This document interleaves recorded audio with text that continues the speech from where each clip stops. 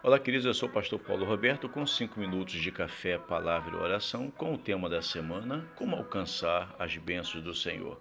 Nós estamos aqui em 1 Samuel capítulo 7, versículo 6, a parte B que diz: jejuaram aquele dia e ali disseram, pecamos contra o Senhor. Queridos, como a gente pode alcançar a bênção do Senhor sobre a nossa vida, a nossa família? Eu digo que a terceira forma, o conselho, orientação dentro da palavra é: reconheça seus pecados. Queridos, eu sei que é até difícil falar isso, mas reconhecer que pecou e se livrar do mesmo não é tão fácil. Quando esse povo precisava ser abençoado por Deus, eles precisaram reconhecer que pecaram diante do Senhor. Porque quando nós reconhecemos que nós pecamos, automaticamente a nossa comunhão com Deus é restaurada e nós alcançamos as bênçãos do Senhor.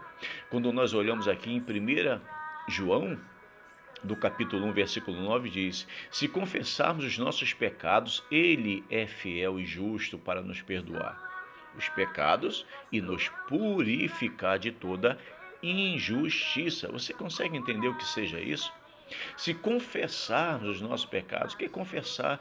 É reconhecer que errou, é abrir a boca, é tentar mudar a natureza pecaminosa, é tentar mudar de direção. E o texto diz: quando nós conseguimos fazer isto, Ele é fiel e justo para nos perdoar os nossos pecados, perdoar os pecados e nos purificar. Que coisa boa, irmãos, quando a gente se quebranta diante do Senhor, quando a gente abre o coração para Deus e diz: Senhor, me perdoa, me purifica, me restaura. O povo queria ser muito abençoado por Deus, no entanto, eles reconheceram que precisavam jejuar naquele dia e eles disseram, abriram o coração e falaram para o Senhor: Senhor, nós pecamos contra o Senhor. E é isso que Deus queria ouvir deles: arrependimento. E eu entendo que o perdão é algo tão poderoso que ele produz cura para a nossa alma, mas também para o nosso corpo. Lendo aqui os Salmos de número 32, olha o que diz aqui o versículos 3 ao versículo 5. Enquanto eu me calei, envelheceram os meus ossos pelo meu bramido em todo o dia. Porque de dia e de noite a tua mão pesava sobre mim, o meu humor se tornou em sequidão de estio. E aí o versículo 5 é maravilhoso, que ele diz: confessei-te o meu pecado e a minha maldade não encobri. Dizia eu: confessarei ao Senhor as minhas transgressões, e tu perdoaste a maldade do meu pecado. Que coisa boa! Você percebe o que diz aqui o salmista Davi? Exatamente isso: quando eu confessei, quando eu abri o meu coração para Deus, não apenas a minha alma foi sarada, restaurada, mas o meu corpo também. Coisa boa. E quando a gente fala de cura de alma e de corpo, quando eu era mais jovem, eu ainda não conhecia o Senhor, mas eu estava vindo para o Evangelho, eu estava gostando da palavra de Deus, e aí eu comecei a aprender que a Bíblia é maravilhosa, que Jesus é maravilhoso.